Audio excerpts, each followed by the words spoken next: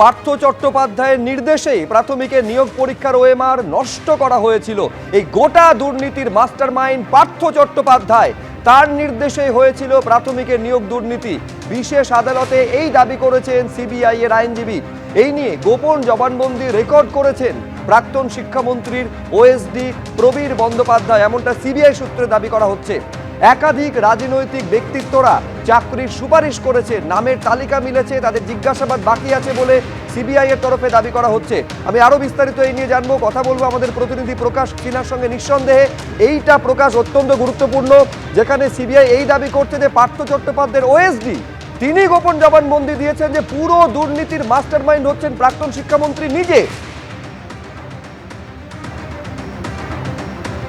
একদমই শুভজিৎ, ঠিক বলছো। এর আগে আমরা একাধিকবার শুনানির সময় শুনেছি যে পার্থ চট্টোপাধ্যায় প্রাক্তন শিক্ষামন্ত্রী, তিনি মাস্টারমাইন্ড, তার নির্দেশে এই গোটা দুর্নীতি হয়েছে এবং একাধিক ব্যক্তিদের তিনি ইনস্ট্রাকশন দিয়েছিলেন। কিন্তু আজকে যে বিস্ফোরক তথ্য সিবিআই এর তরফে পেশ করা হলো, সিবিআই এর আইনজীবী তিনি কোর্টে দাঁড়িয়ে অফিসিয়ালি বিচারককে জানাচ্ছেন যে পার্থ চট্টোপাধ্যায় প্রাক্তন শিক্ষামন্ত্রী, তার নিজের ওএসডি যিনি ছিলেন প্রবীর বন্দ্যোপাধ্যায়, তিনি কিন্তু সিবিআই এর সামনে বয়ান রেকর্ড করেননি, তিনি বিচারকের সামনে গিয়ে গোপন জবানবন্দি রেকর্ড করিয়েছেন। এবং কিভাবে এই গোটা দুর্নীতি হয়েছিল, কিভাবে পার্থ চট্টোপাধ্যায় মাস্টার মাইন্ড, কেন তিনি মনে করছেন, এই গোটা তথ্য কিন্তু গোপন জবানবন্দি হিসেবে প্রবীর বন্দ্যোপাধ্যায় বিচারককে জানিয়েছেন। এবং যে আরও গুরুত্বপূর্ণ তথ্য, আজকে বিস্ফোরক তথ্য সিবিআই এর আইনজীবী আজকে সওয়াল করতে গিয়ে বললেন যে পার্থ চট্টোপাধ্যায় তার নির্দেশেই কিন্তু প্রাথমিক দুর্নীতির যে প্রাথমিক পরীক্ষার ওএমআর শিট, সেটা কিন্তু নষ্ট করা হয়েছিল। অর্থাৎ তুমি জানো, এর আগে কিন্তু বারবার ওএমআর শিট খুঁজে পাওয়া যাচ্ছে না। প্রাথমিক নিয়োগের যে ওএমআর শিট, তোমার মনে থাকবে, সেই অফিসে গিয়ে একাধিকবার সিবিআই তল্লাশি চালায় এবং সেখান থেকে ওএমআর শিট খুঁজে পাওয়া যায়নি প্রাথমিক পরীক্ষার। আজকে কিন্তু সিবিআই এর তরফে যে চাঞ্চল্যকর দাবি করা হলো যে প্রাক্তন শিক্ষামন্ত্রী পার্থ চট্টোপাধ্যায়ের নির্দেশেই কিন্তু ওএমআর শিট নষ্ট করা হয়েছিল।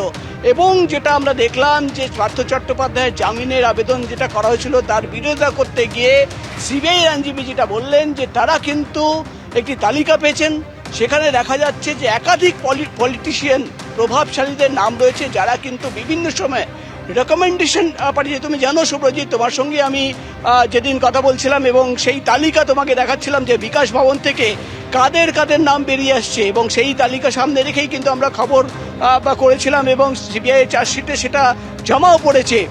আজকে কিন্তু শুনানির সময় একই কথা সিবিআই এর আইনজীবী বললেন যে একাধিক প্রভাবশালী পলিটিশিয়ানদের নাম সামনে এসছে, যারা কিন্তু রিকমেন্ড করেছিল, নামের তালিকা পাঠিয়েছিল, তাদের জিজ্ঞাসাবাদ এখনো হয়নি। অর্থাৎ সিবিআই এর আইনজীবী তিনি কিন্তু বলতে চাইলেন যে আগামী দিনে এই প্রত্যেককে ডেকে কিন্তু জিজ্ঞাসাবাদ করা হবে। এবং আজকে আমরা দেখলাম পার্থ চট্টোপাধ্যায়ের জামিনের আবেদন করতে গিয়ে পার্থ চট্টোপাধ্যায়ের আইনজীবী তিনি বলছেন তিনি অসুস্থ, তার চিকিৎসা চলছে, বহু দিন ধরে তিনি জেলে রয়েছেন, তাকে জামিন দেওয়া হোক। কিন্তু সিবিআই তরফে যেটা দাবি করা হলো যে তিনি প্রভাবশালী ব্যক্তি, তাকে জামিন দিলে কিন্তু গোটা তদন্ত প্রক্রিয়া প্রভাবিত হবে।